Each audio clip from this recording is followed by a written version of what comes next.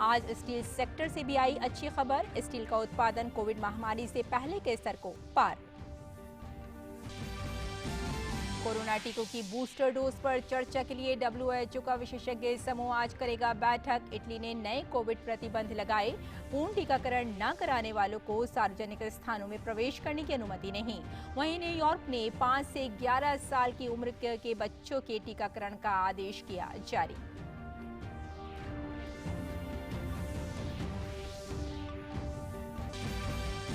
आज सशस्त्र सेना झंडा दिवस है। राष्ट्रपति, उपराष्ट्रपति, प्रधानमंत्री नरेंद्र मोदी ने जवानों को राष्ट्र के लिए उनके विशिष्ट योगदान के लिए बधाई दी।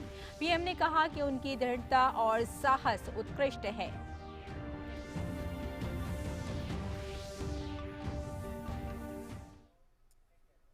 नमस्कार, हिंदी समाचारों में आपका स्वागत है। मैं हूं आपके साथ रेशमा फारूकी। आइए विस्तार से अब खबरों पर नजर डालते हैं। प्रधानमंत्री नरेंद्र मोदी ने उत्तर प्रदेश गोरखपुर में 9,600 करोड़ रुपए से अधिक की विकास परियोजनाओं को राष्ट्र को समर्पित किया।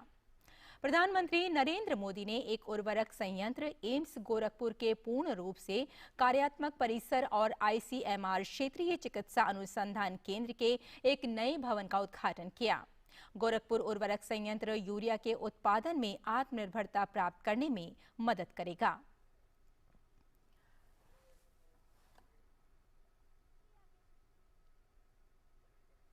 करीब 600 एकड़ में 8,603 करोड़ रुपए की लागत से अब ये खाद कारखाना तमाम खूबियों के साथ बनकर तैयार है। ऐसी ही खासियत यहां बने प्रेलिंग टावर की है। इसकी ऊंचाई 149.2 मीटर है, जो पूरे विश्व में अब तक की सर्वाधिक ऊंचाई वाला प्रेलिंग टावर है। तुलनात्मक विश्लेषण करें तो यह कुतुब मीनार से भी 2 गुना ऊंचा है। कुतुब मीनार की ऊंचाई 72.5 मीटर है।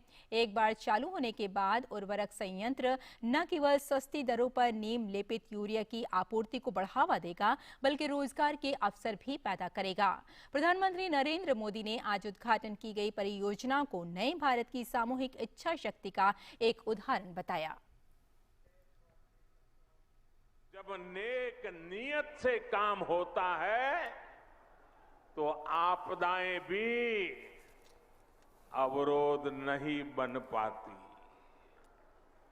जब गरीब, शोषित, वंचित की चिंता करने वाली सरकार होती है तो वो परिश्रम भी करती है, परिणाम भी ला करके दिखाती है। गोरखपुर में आज हो रहा आयोजन इस बात का भी सबूत है कि नया भारत जब ठान लेता है तो इसके लिए कुछ भी असंभव नहीं है। प्रधानमंत्री नरेंद्र मोदी ने यूरिया की कमी को समाप्त करने के लिए अपनी सरकार की त्रिस्तरीय कार्य योजना का जिक्र किया। इस योजना के तहत गोरखपुर प्लांट को पुनर्जीवित किया गया है। हमने 3 सूत्रों पर एक साथ काम करना शुरू किया। एक, हमने यूरिया का गलत इस्तेमाल रोका। यूरिया की 100% नीम कोटिंग की। दूसरा, हमने करोड़ों किसानों को सॉयल हेल्थ कार्ड दिए ताकि उन्हें पता चल सके कि उनके खेत को किस तरह की खाद की जरूरत है। और तीसरा, हमने यूरिया के उत्पादन को बढ़ाने पर जोर दिया। बंद पड़े फर्टिलाइजर प्लांट्स को फिर से खोलने पर हमने ताकत लगाई। प्रधानमंत्री नरेंद्र मोदी ने कहा कि न केवल उर्वरक संयंत्र परियोजना को पुनर्जीवित किया गया है, बल्कि इस संयंत्र को निरंतर ऊर्जा आपूर्ति सुनिश्चित करने के लिए पीएम ऊर्जा गंगा योजना से जोड़ा गया है।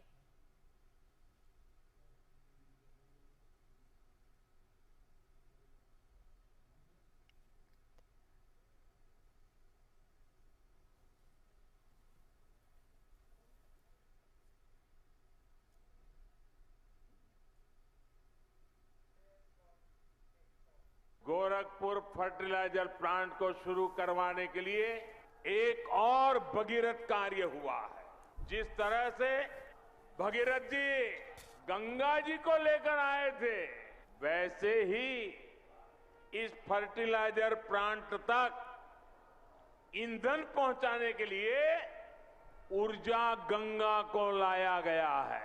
पीएम ऊर्जा गंगा गैस पाइपलाइन परियोजना के तहत हल्दिया से जगदीशपुर पाइपलाइन बिछाई गई है।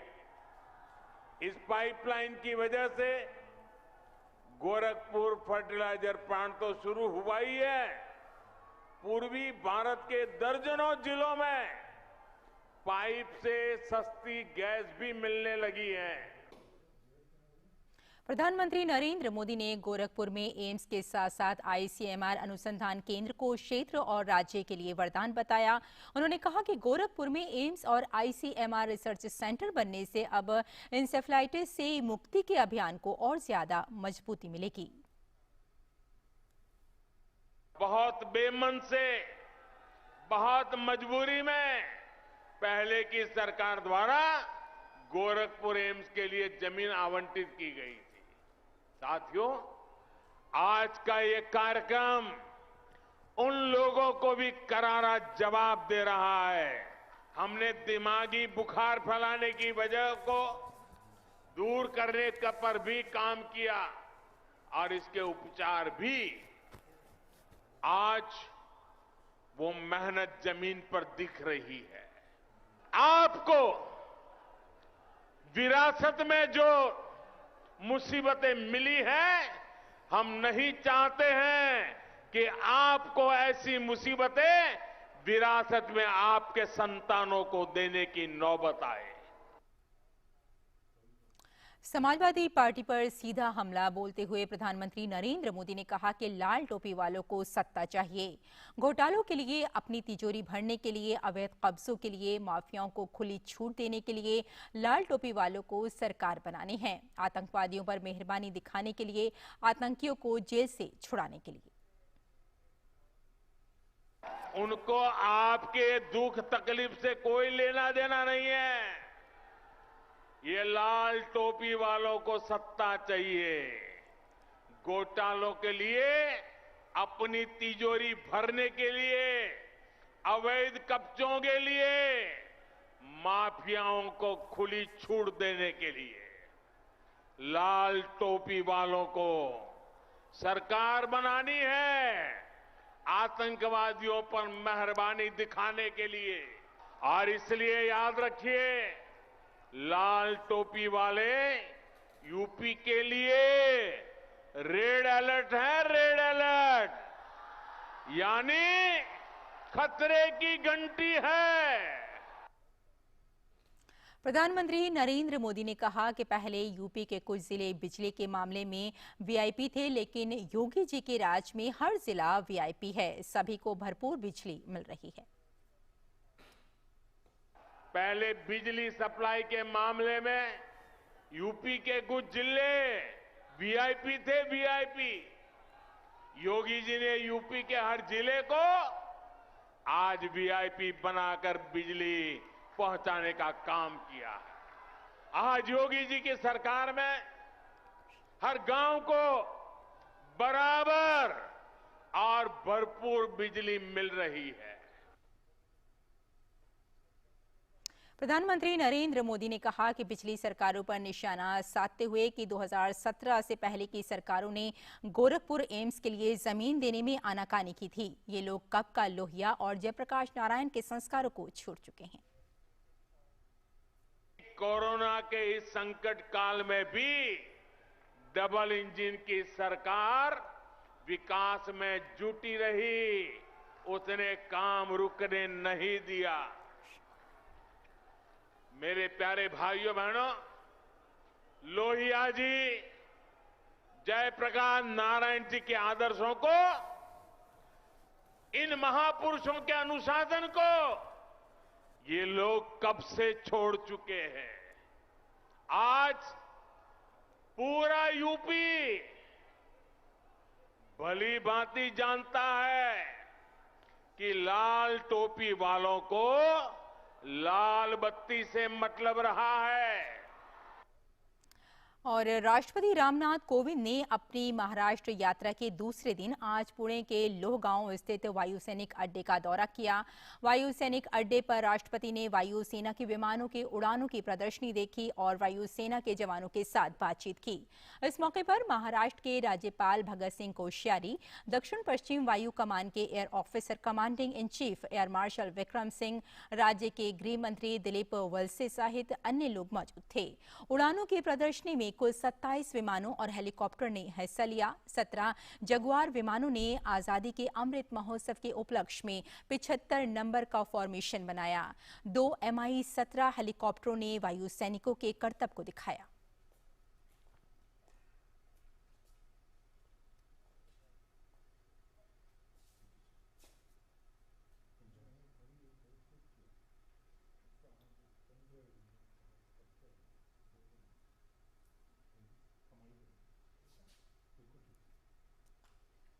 और बुलेटिन में यहाँ लेते हैं एक छोटा सा ब्रेक। जल्द हाजिर होते हैं, आप देखते रहिए डीडी न्यूज।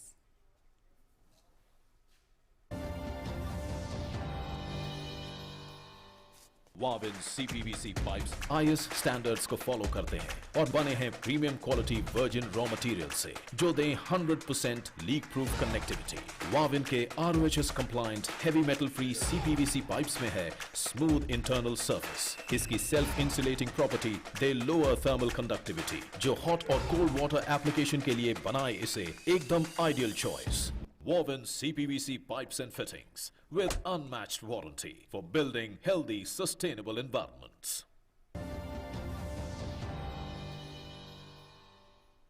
ब्रेक के बाद आपका एक बार फिर स्वागत है। मंगलवार को भी संसद की कार्यवाही विपक्ष के अड़ियल रवैये और रुख और शोर शराबे के कारण बार बार बाधित होती रही। राज्यसभा में 2 बिल आज सदन के पटल पर जब जननीय प्रौद्योगिकी विधेयक और सरोगेसी विधेयक पेश किया जा रहा था, तो विपक्ष ने शोर शराबा शुरू कर दिया और संसद की कार्यवाही को बार बार रोड़ा अटकाते रहे। विधेयक पेश हो रहा था और संसद की विपक्षी सदस्य संसद की गरिमा को दरकिनार कर संसद के भीतर ऐसा माहौल बना दिया जिससे कि विधेयक सही तरीके से पेश ही नहीं किया जा सके और न ही उसके ऊपर स्वस्थ और पारदर्शी रूप से सदस्यों के बीच राष्ट्रहित में चर्चा हो सके। शोर शराबे को कम नहीं होता था। मजबूरन राज्यसभा की कार्यवाही उपसभापति को कल तक के लिए स्थगित करनी पड़ी, जिसकी वजह से सहायता प्राप्त जननीय प्रौद्योगिकी विधेयक और सरोगेसी विधेयक 2020 से चर्चा के बीच में ही रोक दिया गया। और केंद्रीय युवा कार्य एवं खेल मंत्री अनुराग सिंह ठाकुर ने लोकसभा में प्रश्नकाल के दौरान पूछे गए सवालों के जवाब में कहा कि मणिपुर के इम्फाल में राष्ट्रीय खेल विश्वविद्यालय बनने जा रहा है, जिस पर तेजी से काम जारी है। प्रधानमंत्री जी ने नॉर्थ ईस्ट की ओर जब पहले ये कहा था कि पूर्व की सरकारों में लुक ईस्ट की बात चलती थी, हमने एक्ट ईस्ट की बात की है और नेशनल स्पोर्ट्स यूनिवर्सिटी 550 करोड़ रुपए की लागत से वहां बनाने के लिए नींव पत्थर भी रखा। मणिपुर के इम्फाल में ये नेशनल स्पोर्ट्स यूनिवर्सिटी बनने जा रही है और कोविड के कारण जो पिछले कुछ दिनों में कमी आई है, लेकिन आप देखेंगे इसमें प्रगति बहुत तेजी से होगी और देश को अपनी नेशनल स्पोर्ट्स यूनिवर्सिटी मिलेगी। भारतीय अर्थव्यवस्था में मंदी से उबरने के मजबूत संकेत सामने आ रहे हैं। 22 में से 19 आर्थिक सूचकों में कोरोना महामारी से पहले की स्थिति की तुलना में बढ़ोतरी दर्ज की गई है। देश में कोविड महामारी शुरू होने के बाद से आर्थिक मंदी से उबरने की प्रक्रिया का पता लगाने के लिए उच्च फ्रीक्वेंसी सूचकों पर निगरानी रखी जा रही है। पिछले 3 महीनों में इन सभी सूचकों में 2019 के मुकाबले वृद्धि देखी गई। ई-वे बिल्स, सामान का निर्यात, कोयला उत्पादन, रेल माल परिवहन, उर्वरक बिक्री, EMI सेवा, बिजली खपत, ट्रैक्टर बिक्री, सीमेंट उत्पादन, बंदरगाहों से माल की आवाजाही, ईंधन खपत, सामान की हवाई आवाजाही और जैसे क्षेत्रों में कोरोना से पहले की स्थिति की तुलना में काफी बढ़ोतरी हुई है। आंकड़ों से संकेत मिलता है कि अर्थव्यवस्था में मंदी न केवल पूरी तरह खत्म हो चुकी है, बल्कि आर्थिक विकास तेज रफ्तार से बढ़ रहा है। वर्ष 2021-22 की दूसरी तिमाही के लिए हाल में जारी सफल घरेलू उत्पाद के लिए अनुमानों से भी पुष्टि हुई है कि 8.4% की उत्पादकता दर 2019-20 की दूसरी तिमाही के मुकाबले ऊंची है।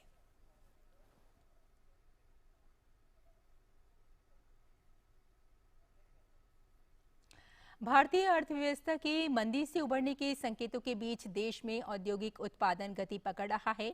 इस बीच स्टील सेक्टर से एक अच्छी खबर आ रही है। देश में स्टील का उत्पादन कोविड महामारी से पहले के स्तर को पार गया है। केंद्रीय इस्पात मंत्री ने डीडी न्यूज के साथ खास बातचीत में बताया कि आने वाले दिनों में गति शक्ति और नेशनल इंफ्रास्ट्रक्चर पाइपलाइन जैसे कार्यक्रमों से स्टील की खपत में भी बढ़ोतरी होगी। साथ ही सेक्टर में PLI योजना को भी लागू करने की प्रक्रिया पूरी की जा चुकी है। हमारे वरिष्ठ संवाददाता अजय मिश्र ने उनसे खास बात की। देश में बुनियादी ढांचे पर फोकस बहुत स्पष्ट दिख रहा है और हाल ही में प्रधानमंत्री ने गति शक्ति जैसी बड़ी परियोजनाओं की बुनियाद भी रखी है।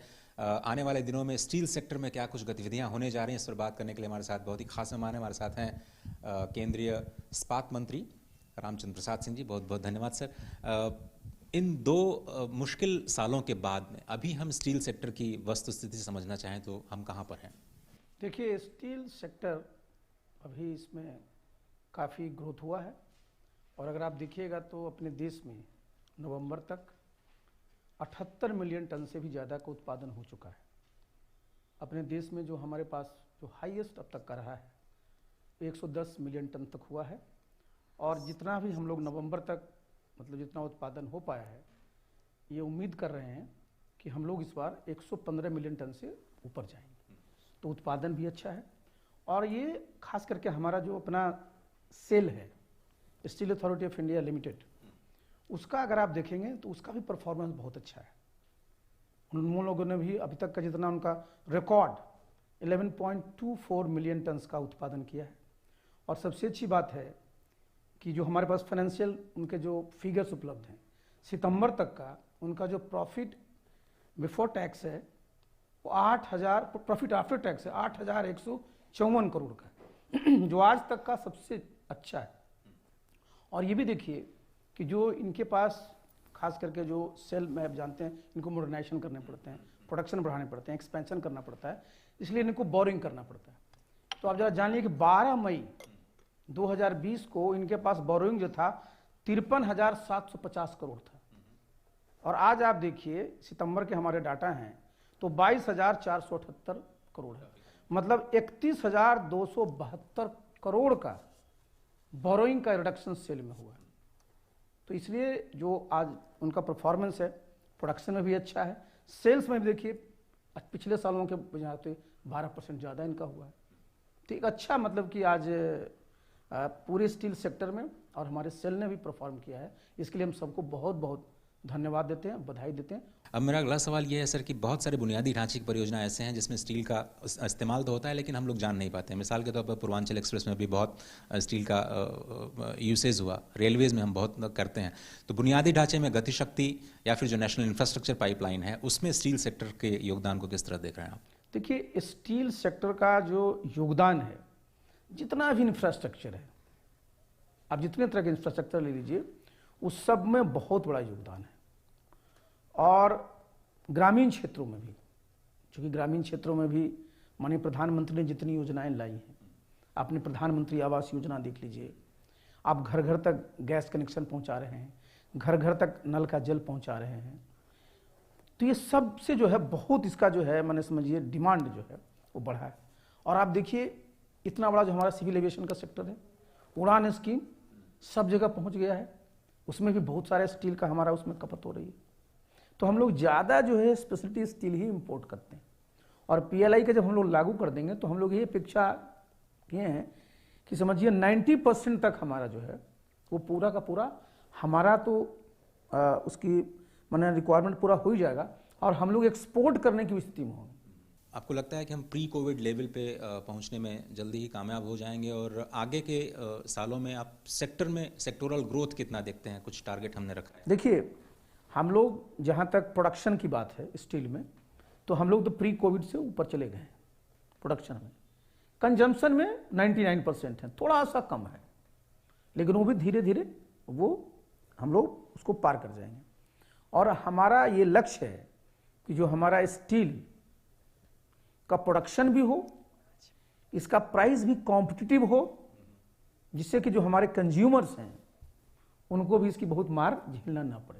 हम लोग इस बैलेंस को भी देखना पड़ेगा। बहुत बहुत धन्यवाद सर वक्त निकालने के लिए। तो स्टील सेक्टर में जो प्रोडक्शन है और कंजम्पशन की स्थिति है वो प्री कोविड लेवल पर आ चुकी है, लेकिन आगे जाते हुए कैसे संतुलन बनाना होगा और कैसे इस सेक्टर में और एक गति देखने को मिलेगी, वो एक बड़ा फोकस सरकार का दिखता है फिलहाल। Ajay Mishra, DD news, Delhi. और रक्षा मंत्री राजनाथ सिंह ने सशस्त्र सेना झंडा दिवस के अवसर पर भारतीय सशस्त्र बलों की वीरता और सेवा को सलाम करते हुए सशस्त्र सेना झंडा दिवस के मौके पर एक संदेश जारी कर जवानों और उनके परिवार की देखभाल करने को लेकर राष्ट्रीय दायित्व की बात कही। रक्षा मंत्री ने कहा कि रक्षा मंत्रालय देश के वीर सैनिकों के सम्मान में दिसंबर माह को गौरव माह के रूप में मना रहा है। मेरे प्यारे देशवासियों, भारतीय सशस्त्र सेनाएं देश की सुरक्षा का मजबूत आधार हैं और उनका सभी भारतीयों के हृदय में एक विशेष स्थान भी है। हर साल की तरह इस साल भी हमारा देश 7 दिसंबर को सशस्त्र सेना झंडा दिवस मना रहा है। इस दिन हम अपने वीर सैनिकों को और उनके सर्वोच्च बलिदान को स्मरण और नमन करते हैं और उनके प्रति अपनी कृतज्ञता भी व्यक्त करते हैं। इस दिन हम सशस्त्र सेना ध्वज को अपने राष्ट्र नायकों के सम्मान में बड़े गर्व के साथ अपने सीने पर लगाते हैं।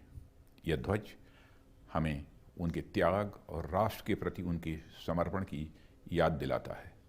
साथ ही यह दिन हमें इस बात की भी याद दिलाता है कि जिन सैनिकों ने राष्ट्र रक्षा में अपने प्राणों की आहुति दे दी है, उनके परिवारजनों का कल्याण भी न केवल हमारा कर्तव्य है बल्कि हमारी नैतिक जिम्मेदारी भी है।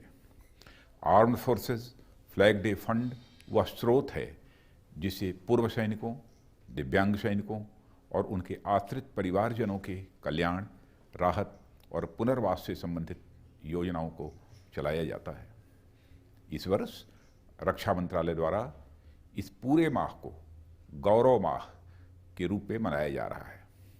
मैं आप सभी से अपील करता हूं कि केवल 7 दिसंबर ही नहीं बल्कि यह पूरा महीना। राज्य मंत्री अजय भट्ट ने सशस्त्र सेना झंडा दिवस के अवसर पर भारतीय सशस्त्र बलों की वीरता और सेवा को याद किया। सशस्त्र सेना झंडा दिवस के मौके पर रक्षा राज्य मंत्री ने देशवासियों से सशस्त्र सेना झंडा कोष में आगे आकर दान देने की अपील की। सशस्त्र सेना झंडा दिवस के अवसर पर, जो कि हर साल 7 दिसंबर को मनाया जाता है, मैं सशस्त्र सेनाओं के सभी सेवारत और सेवानिवृत्त सैनिकों और उनके परिवारों को हार्दिक बधाई और शुभकामना देता हूं। हर वर्ष इस दिन को सैनिकों और उनके परिवारों के द्वारा राष्ट्रीय एकता और अखंडता की रक्षा के लिए किए गए सर्वोच्च बलिदानों के प्रति हमारी कृतज्ञता और सम्मान दिखाने के लिए मनाया जाता है। हमारे बहादुर सैनिकों ने हमेशा अपने शानदार कार्यों से हमारे राष्ट्र की संप्रभुता और अखंडता को सुनिश्चित किया है और साथ ही प्राकृतिक आपदाओं के समय नागरिकों की सहायता की है, जिस पर हमें एक भारतीय के रूप में हमेशा गर्व है। अपने कर्तव्यों का निर्वहन करते हुए सशस्त्र सेनाओं के ये पुरुष और महिलाएं अपने जीवन का जोखिम उठाते हैं और कईयों ने अपने जीवन का बलिदान दिया है और कई स्थायी रूप से विकलांग हो गए हैं। इसलिए इस महत्वपूर्ण अवसर पर मैं नागरिकों से अपील करता हूं कि सशस्त्र सेना के सैनिकों, पूर्व सैनिकों, वीरांगनाओं और उनके आश्रितों के पुनर्वास और कल्याण के लिए सशस्त्र सेना झंडा दिवस कोष में उदारतापूर्वक अपना योगदान दें। जय हिंद। रक्षा मंत्रालय के पूर्व सैनिक कल्याण सचिव बी आनंद ने भी सशस्त्र सेना झंडा दिवस के मौके पर वीरता को नमन करते हुए देश के नागरिकों से पूर्व सैनिकों के कल्याण के लिए बढ़ चढ़कर सशस्त्र सेना झंडा कोष में दान करने की गुजारिश की। अवसर पर मैं सशस्त्र सेनाओं के सभी सेवारत और सेवानिवृत्त सैनिकों और उनके परिवारों को हार्दिक बधाई और शुभकामनाएं देता हूं। यह दिवस शहीदों और देश की रक्षा के लिए जान गंवाने वाले जवानों के सम्मान में मनाया जाता है। यह दिन हमारे देश के सभी सैनिकों और देशवासियों के लिए गर्व का दिन है। हमारा देश के वीर जवान देश के हर एक कोने में सरहद पर दिन रात खड़े होकर देश की रक्षा में अपना सर्वोपरि योगदान देते हैं। सालों साल अपने परिवार से दूर रहकर भी हम सबके परिवारों के रक्षा के लिए निरंतर कार्यरत रहते हैं। उनकी इस त्याग व समर्पण की भावना को मेरा कोटि कोटि नमन। मैं आप सबसे विनम्र निवेदन करता हूं कि आप इस नेक काम में अपनी भूमिका दर्ज करें। हमारे वीर जवानों और उनके परिवारों के हित के लिए योगदान जरूर करें। मैं आप लोगों को यह भी बताना चाहूँगा कि armed forces flag day fund के डोनेशन केवल 7 दिसंबर तक ही सीमित नहीं है। आप साल में किसी भी दिन अपनी सुविधा अनुसार अपना अनुदान दे सकते हैं। देश के वीर बहादुरों को अपनी श्रद्धांजलि अर्पित करना न भूलें। आपके द्वारा की एक छोटी सी कोशिश किसी की जीवन में खुशियां ला सकती है। जय हिंद। तो इस बुलेटिन में फिलहाल इतना ही। अनुमति दें। नमस्कार।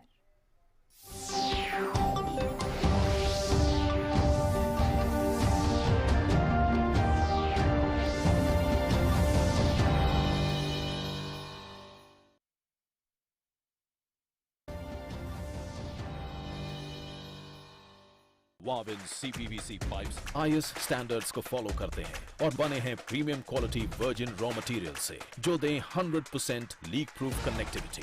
वाविन के RoHS compliant heavy metal free CPVC pipes में है स्मूथ इंटरनल सरफेस। इसकी सेल्फ इंसुलेटिंग प्रॉपर्टी दे लोअर थर्मल कंडक्टिविटी, जो हॉट और कोल्ड वाटर एप्लीकेशन के लिए बनाए इसे एकदम ideal choice. Woven CPVC pipes and fittings with unmatched warranty for building healthy, sustainable environments. हर जोखिम से निकल कर फसल आए, सुरक्षित हो जाए। फसल बीमा से हर किसान अब आत्मनिर्भर हो जाए। अब सूखा पड़े या बाढ़ आ जाए, कोई डर नहीं। अब ओले पड़े या कीट पतंगे फसल खा जाए, कोई फिक्र नहीं। अब कैसी भी आपदा हमारी फसल पे आ जाए, क्षति होने पर हमारे दावों का उचित भुगतान मिलता है, क्योंकि हमने लिया है प्रधानमंत्री फसल बीमा। बुआई से फसल कटाई तक हर जोखिम का दावा, न्यूनतम प्रीमियम पर अधिकतम भुगतान का वादा। योजना से हर साल जुड़ रहे हैं 5 करोड़ से ज्यादा किसान। अब आपकी है बारी। नजदीकी कृषि कार्यालय, सहकारी समिति, बैंक शाखा, अधिकृत बीमा कंपनी या जन सेवा केंद्र में स्वेच्छा से करा सकते हैं पंजीकरण। फसल बीमा पोर्टल या फसल बीमा ऐप द्वारा भी किया जा सकता है पंजीकरण। प्रधानमंत्री फसल बीमा योजना, आपकी फसलों का संपूर्ण सुरक्षा कवच। कृषि एवं किसान कल्याण मंत्रालय, भारत सरकार। My journey of insurance and investments began at the same time when I invested in LIC SEEP. In this fast-moving world, SEEP can balance your funds with security and growth. SEEP will take care of the ups and downs of the market and will give you fruitful results so that you enjoy the ride. And when SEEP is with you, you can soar high. LIC's unit-linked insurance plan SEEP offers savings and protection so that you can soar high in your life. LIC, हर पल आपके साथ।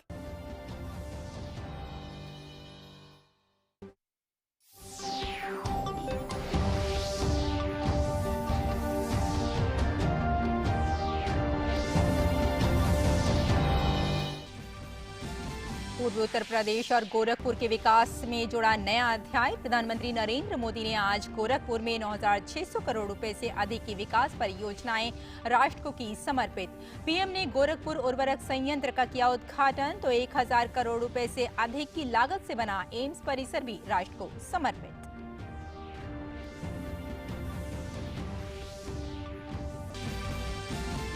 संसद के शीतकालीन सत्र के दूसरे हफ्ते भी विपक्ष के हंगामे के कारण गतिरोध बरकरार। राज्यसभा की कार्यवाही कल तक के लिए स्थगित। राज्यसभा में एआरटी विनियमन विधेयक और सरोगेसी रेगुलेशन बिल पेश हुए। हंगामे के बीच नहीं हो सकी बिल पर चर्चा।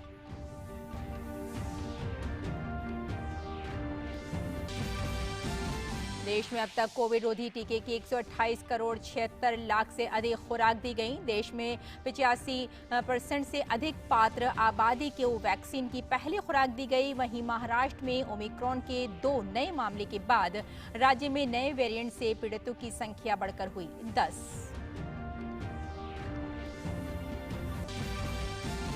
भारतीय अर्थव्यवस्था में मिले सुधार के मजबूत संकेत। 22 में से 19 उच्च फ्रीक्वेंसी आर्थिक सूचकांकों में कोरोना महामारी से पहले की स्थिति की तुलना में बढ़ोतरी दर्ज। मौजूदा वित्त वर्ष की दूसरी तिमाही के लिए 8.4% की जीडीपी वृद्धि दर का अनुमान।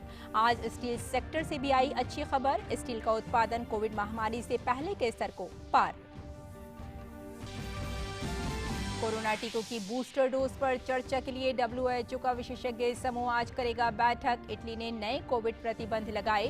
पूर्ण टीकाकरण न कराने वालों को सार्वजनिक स्थानों में प्रवेश करने की अनुमति नहीं।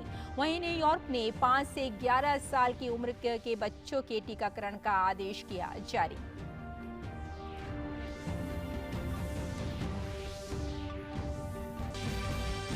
आज सशस्त्र सेना झंडा दिवस है। राष्ट्रपति, उपराष्ट्रपति, प्रधानमंत्री नरेंद्र मोदी ने जवानों को राष्ट्र के लिए उनके विशिष्ट योगदान के लिए बधाई दी। पीएम ने कहा कि उनकी दृढ़ता और साहस उत्कृष्ट है।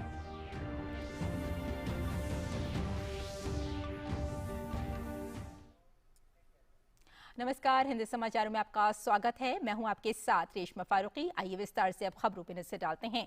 प्रधानमंत्री नरेंद्र मोदी ने उत्तर प्रदेश गोरखपुर में 9,600 करोड़ रुपए से अधिक की विकास परियोजनाओं को राष्ट्र को समर्पित किया। प्रधानमंत्री नरेंद्र मोदी ने एक उर्वरक संयंत्र एम्स गोरखपुर के पूर्ण रूप से कार्यात्मक परिसर और ICMR क्षेत्रीय चिकित्सा अनुसंधान केंद्र के एक नए भवन का उद्घाटन किया। गोरखपुर उर्वरक संयंत्र यूरिया के उत्पादन में आत्मनिर्भरता प्राप्त करने में मदद करेगा।